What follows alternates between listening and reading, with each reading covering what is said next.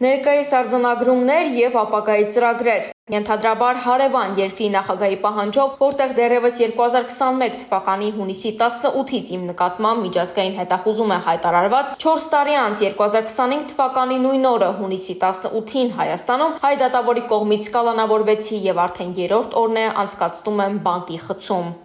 Ես և մեր ընտանիքը մեր ամբողջ կյանքի ընթացքում հնարավորությունների սահմանում ամեն ինչ արել ենք օգնելու Հայաստանի Հանրապետությանը և հայ ժողովրդին։ Արվածի ծավալների մասին ուզում եմ առաջին անգամ հակիրճ կերպով խոսել։ Վստահ եմ, որ վերջին 17 տարիների ընթացքում մենք միայն կրկնապատկել ենք աշխարհասփյուր հայության ներդրումները հայրենիքում և ստեղծել ենք աշխատատեղեր, որպեսզի մեր ժողովուրդն ապրի իր հայրենիքում և վաստակի իր հանապազօրյա հացը, որի մասին միշտ համեստորեն լռել ենք։ Բայց միայն այստեղ հասկացա, որ մեր հայրենիքին այսօր ավելի անհրաժեշտ է պայքարելու և չհանձնվելու կամքը։ Ամեն օր միջանցքներում և տեսակցության վայրերում հանդիպելով կալանավորներին զարմանում եմ, թե ինչքան ծաղկուն տարիքի տղաներ են այստեղ գտնվում և վստահ եմ, որ նրանցից շատերն ինձ նման անօրինական որոշումների հիման վրա, իսկ ոմանք ոչ մեծ հանցագործությունների արդյունքում են հայտնվել այստեղ և չվախենալով հսկիչների ներկայությունից բղավում են, որ իրենց վերջին հույսը ես եմ։ Ու այսօրվանից իմ փաստաբանական խմբի բազայի վրա հրավիրելու ենք տարբեր անաչառ փաստաբանների, ովքեր պատրաստ են աջակցել և փորձել վերանայել վերջին 7 տարիների այդպիսի գործերը և պայքարել ցանկացած հայ մարդու խախտված իրավունքների համար։ Այդ ամենի համար պատրաստ եմ միջոցներ տրամադրել։